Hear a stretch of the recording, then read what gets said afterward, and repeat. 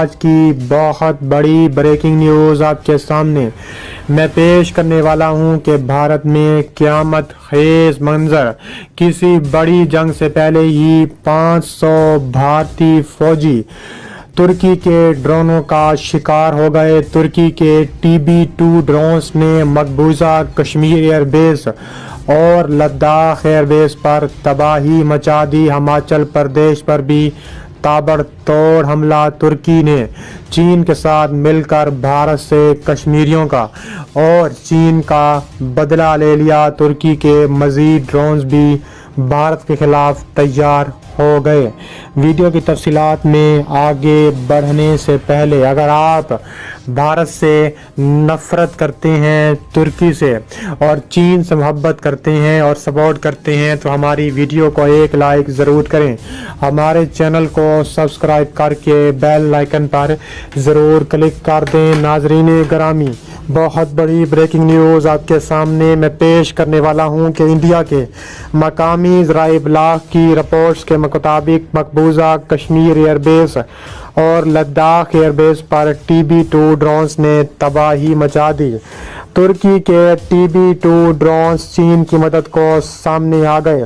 ترکی کے TB2 drones نے بھارت کے 500 فوجیوں کو جہنم واصل کر دیا۔ 2 ایئر بیسز تباہ ہو گئے، 5 فضائی حملے بھی سامنے آ گئے۔ ساتھ ہی ترکی نے بھارت کو مزہ چکھانے کا اعلان کر دیا۔ چین اور ترکی کی پارٹنرشپ نے بھارت میں کھلبلی مچا دی۔ تفصیلات کے مطابق انڈیا کے مقامی ذرائع ابلاغ کی رپورٹس کے مطابق چین اور انڈیا کی متنازع سرحد پر دونوں ممالک کے فوجیوں کے درمیان دوبارہ ایک جھڑپ ہوئی ہے، جس میں دونوں اطراف کے فوجی زخمی بھی ہوئے ہیں۔ BBC ہندی کے مطابق انڈین فوج نے سکم میں چین انڈیا سرحد کے قریب ناکولا سیکٹر میں دونوں ملکوں کے فوجیوں کے درمیان جھڑپ کی تصدیق کی ہے۔ ایک بیان میں انڈین فوج نے کہا ہے کہ 20 جنوری کو انڈیا اور چین کی فوج کے بیچ پچھلے سال شمالی سکم میں ایک معمولی جھڑپ ہوئی تھی اور اب ایک بار پھر اس نومبر میں تابڑ توڑ حملے بھی شروع ہو چکے ہیں۔ اس کے علاوہ نمائندہ BBC شکیل اختر کے مطابق اس جھڑپ میں فوجیوں نے ایک دوسرے کو گھونسوں اور مکوں سے نشانہ بنایا، جس کے باعث متعدد فوجی زخمی ہوئے ہیں۔ اس جھڑپ میں دونوں جانب کے کم از کم 150 فوجی ملوث تھے۔ میڈیا رپورٹس کے مطابق اس متنازع سرحدی علاقے میں جھڑپوں کے بعد سے دونوں ملکوں کے درمیان کشیدگی بڑھی ہے۔ اس کے علاوہ وادی گلوان میں ایک جھڑپ کے نتیجے میں کم از کم 20 انڈین فوجیوں کے ہلاک ہونے کی تصدیق ہوئی تھی، جبکہ چین نے اس حوالے سے کوئی بیان نہیں دیا تھا کہ اس کے کتنے فوجی ہلاک یا زخمی ہوئے تھے۔ انڈین میڈیا کے مطابق یہ حالیہ جھڑپیں سکم میں ناکولا پاس کے قریب پیش آئی ہیں۔ سکم کا علاقہ بھوٹان اور نیپال کے بیچ میں واقع ہے۔ میڈیا رپورٹس کے مطابق مبینہ طور پر چند چینی فوجیوں نے شمالی سکم میں ناکولا بارڈر پار کر کے انڈیا کے علاقے میں آنے کی کوشش کی ہے، جس پر یہ تنازع کھڑا ہوا۔ اس 3440 کلومیٹر طویل سرحد پر دریا، جھیلیں اور برف سے ڈھکی چوٹیاں ہیں اور اسی وجہ سے سرحد کی جگہ وقت کے ساتھ تبدیل ہو سکتی ہے۔ کئی موقع ایسے آتے ہیں جب دونوں ملکوں کے فوجی آمنے سامنے ہوتے ہیں، جس سے کبھی کبھار جھڑپ کے امکان پیدا ہوتے ہیں۔ دونوں ملکوں کے درمیان سے باقاعدہ جنگ سن 1962 میں لڑی گئی تھی، جس میں انڈیا کو بھاری شکست کا سامنا کرنا پڑا تھا۔ ریاست سکم کے اس متنازع علاقے میں دونوں فوجوں کے درمیان تصادم کوئی نئی بات نہیں ہے۔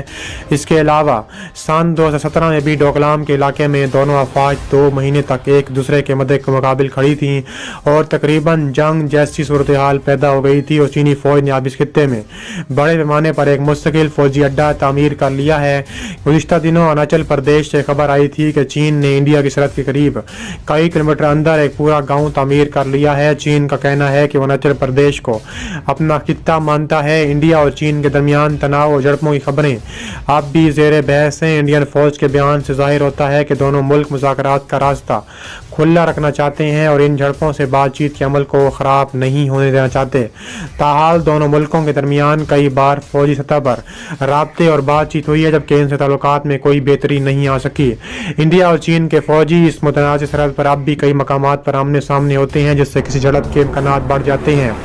سابق انڈین آفیسر کا کہنا ہے کہ جب صورتحال غیر مستحکم ہو تو ایسی جھڑپوں کو روکا نہیں جا سکتا، اور وہ سمجھتے ہیں کہ دونوں ملکوں کو بات چیت جاری رکھنی چاہیے، کیونکہ کوئی بھی جنگ نہیں چاہتا، محدود انداز میں بھی نہیں۔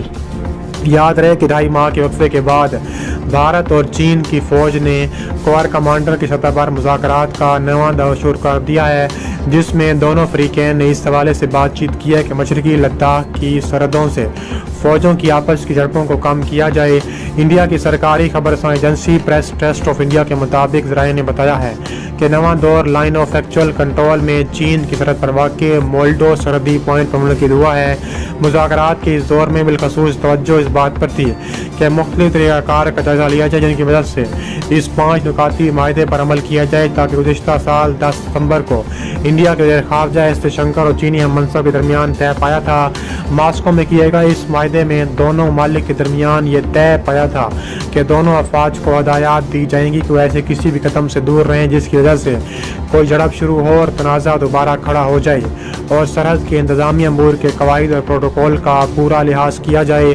انڈیا مسلسل اس بات پر زور دیتا ہے کہ ان مذاکرات میں چین پر ذمہ داری ہے کہ وہ اختلافات کو بڑھنے نہ دے۔ اس کے علاوہ لداخ کے پاس انتہائی بلندی پر دونوں ملکوں نے کم از کم 50,000 فوجی تعینات کر رکھے ہیں، جہاں پر اکثر اوقات درجہ حرارت 0 سینٹی گریڈ سے بھی کم ہوتا ہے۔ متواتر ملاقاتوں کے باوجود ابھی بھی انڈیا اور چین کسی متفق فیصلے پر نہیں پہنچ سکے۔ ماہرین کا خیال ہے کہ موسم سرما میں چین ایسی کوئی کارروائی نہیں کرے گا جو انڈیا کو حیران کر سکے، لیکن اپریل کے مہینے میں پگھلتی برف کے ساتھ کارروائیاں بڑھنے کا خدشہ ضرور ہے۔ چین اور بھارت کی فوجوں کے مابین متنازع علاقے لداخ کی وادی گلوان میں جھڑپیں ہوئی تھیں۔ اس کے علاوہ انڈیا کی وزارت خارجہ کی جانب سے جاری ہونے والے ایک بیان میں کہا گیا تھا کہ وزیر خارجہ سبرامینیم جے شنکر اور چینی وزیر خارجہ وانگ یی نے اس عزم کا اعادہ کیا کہ 6 جون کو سینئر فوجی حکام کے مابین ہونے والی بات چیت کی روشنی میں دونوں فریقوں کو نیک نیتی کے ساتھ سرحد پر جاری کشیدگی کو ختم کرنے کی کوشش کرنی چاہیے۔ انڈیا کے ایک سینئر دفاعی تجزیہ نگار اجے شکلا نے اپنے ایک ٹویٹر پیغام میں کہا ہے کہ گلوان ویلی میں ایک بہت بڑا چینی کیمپ نظر آ رہا ہے جو line of actual control per India کی طرف 1.5 کلومیٹر کے اندر قائم کیا گیا ہے۔